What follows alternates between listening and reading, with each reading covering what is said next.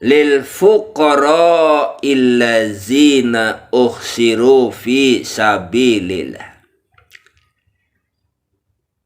Lil fuqara, berinfaklah kepada orang-orang fakir. Alladzina uhsiru fi sabilillah, yaitu orang-orang fakir yang terikat oleh jihad fi sabilillah, di jalan Allah. La yastati'una dorban fil ardi, mereka tidak dapat berusaha fil ardi, di bumi. Yahsabuhumul jahilu agniya'a, orang yang tidak tahu menyangka bahwa mereka orang kaya. Minat ta'afuf, karena memelihara diri dari meminta-minta. Ta'rifuhum bisimahum, kamu kenal mereka bisimahum, dengan melihat sifat-sifatnya. La yas'alunan nasa ilhafa, mereka tidak meminta kepada orang ilhafa, secara mendesak. Wa ma tunfiqu min khair, dan apa saja harta yang baik yang kamu nafkahkan di jalan Allah, fa innallaha bihi alimun, maka sesungguhnya Allah maha mengetahui. Para pendengar mitra dakwah ngaji bareng As-Sunnah yang Allah muliakan,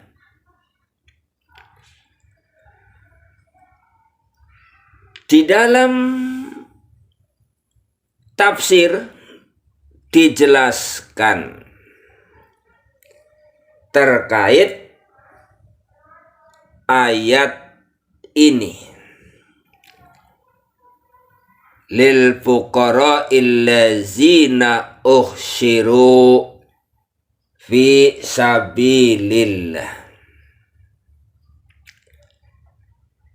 berinfaklah kepada orang-orang fakir, uhsiru fi sabilillah, yang terikat oleh jihad di jalan Allah. Siapa mereka? Yaitu al-muhajirin, orang-orang muhajirin, kaum muhajirin yang telah mengabdikan diri kepada Allah dan Rasul-Nya, dan mereka menetap di Madinah. Nah, mereka itu tidak memiliki harta, mereka tidak memiliki mata pencaharian untuk memenuhi kebutuhan dirinya. Mereka tidak dapat bepergian di muka bumi untuk berusaha mencari penghidupan. Kenapa? Karena mereka terkurung. Uhsiru fi sabilillah, terkurung dan terikat oleh jihad di jalan Allah Subhanahu wa ta'ala. Sehingga mereka itu bukan berarti kalau tidak terikat oleh jihad di jalan Allah, bukan berarti tidak bisa melakukan darban fil ardi, usaha sebagaimana layaknya orang-orang usaha dalam mencari rezeki Allah. Akan tetapi mereka mengkhususkan diri oleh jihad di jalan Allah, sehingga mereka mengalahkan usahanya untuk secara khusus mencari harta benda, baik melalui usaha berniaga, bekerja, atau dengan usaha lainnya yang menghasilkan uang. Jadi bukan berarti mereka tidak bisa. Kalau tidak terikat di jalan Allah, mengkhususkan dirinya dengan jihad di jalan Allah, sebenarnya mereka bisa. Tapi karena sudah menekatkan dirinya untuk berjihad di jalan Allah, terikat di jalan Allah, terkurung di jalan Allah, untuk mengurusi masalah-masalah keagamaan, untuk mengurusi masalah-masalah umat dalam persoalan agama, maka mereka tidak melakukan usaha sebagaimana orang-orang berusaha di muka bumi. Para pendengar yang dimuliakan oleh Allah Subhanahu wa Ta'ala,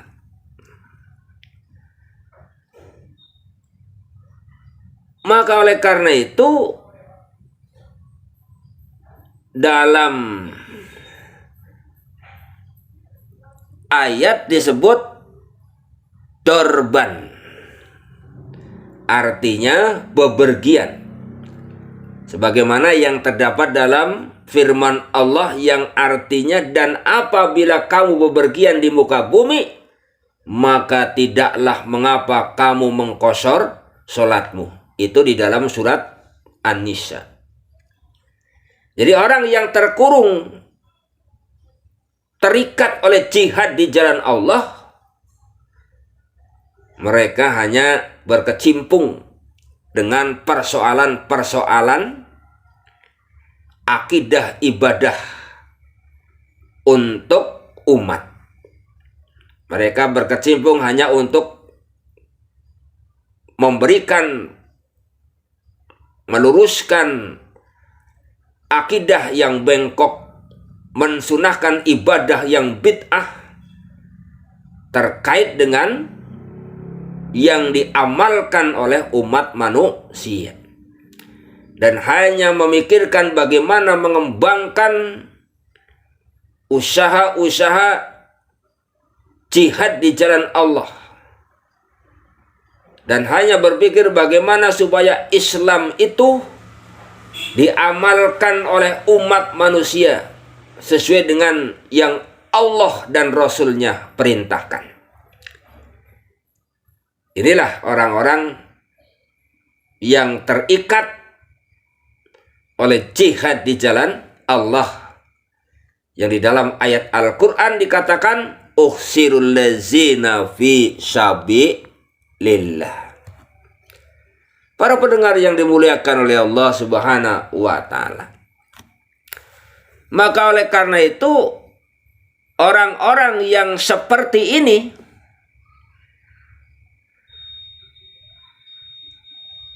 orang-orang yang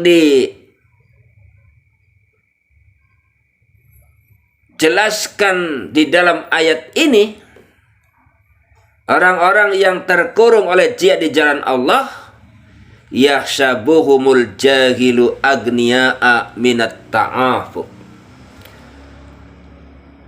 Jadi orang yang tidak tahu menyangka mereka itu orang kaya. Jadi disangka orang kaya.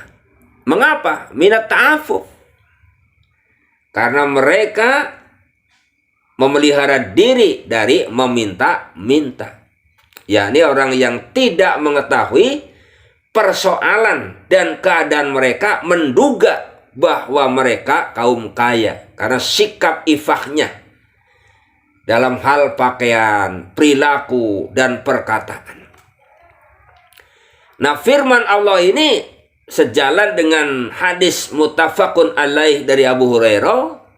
Rasulullah Shallallahu Alaihi Wasallam bersabda, yang disebut orang miskin bukanlah orang yang suka berkeliling untuk meminta-minta yang mau pergi setelah diberi 1 atau 2 biji kurma, 1 atau 2 suapan, dan 1 atau 2 cemilan. Namun orang miskin ialah yang tidak memiliki apapun untuk memenuhi kebutuhannya. Dan keadaannya itu tidak diketahui orang lain supaya dia menerima sedekah. Serta tidak meminta-minta apapun kepada orang lain. Nah, di sini juga diriwayatkan oleh Imam Ahmad. Dia meriwayatkannya dari Abdurrahman bin Abu Sa'id, dari ayahnya. Dia berkata, ibuku menyuruhku pergi untuk meminta sesuatu kepada Rasulullah. Saya pun pergi menemuinya, lalu duduk sambil berkata, berilah aku. Maka beliau bersabda, barang siapa yang merasa cukup, maka akan dicukupkan Allah. Barang siapa yang menjaga kesucian, maka akan dijaga kesuciannya oleh Allah. Barang siapa yang merasa cukup, maka akan dicukupkan oleh Allah. Dan barang siapa yang meminta-minta sedang dia memiliki anak timbangan yang dapat dijual, berarti dia meminta secara paksa. Nah, Abu Sa'id berkata dalam dirinya, sesungguhnya batu yakut yang berbentuk unta milik kami adalah lebih baik daripada anak timbangan. Maka aku pun pulang dan tidak jadi meminta kepada beliau.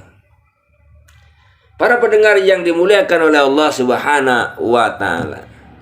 Kemudian firman Allah Subhanahu wa Ta'ala dalam lanjutan kalimat selanjutnya, ta'rifuhum bisimahum la yas'aluna nasa ilhafa wa ma tunfiqu min khairin fa innallaha bihi alim. Jadi wa ma tunfiqu min khair fa innallaha bihi alim.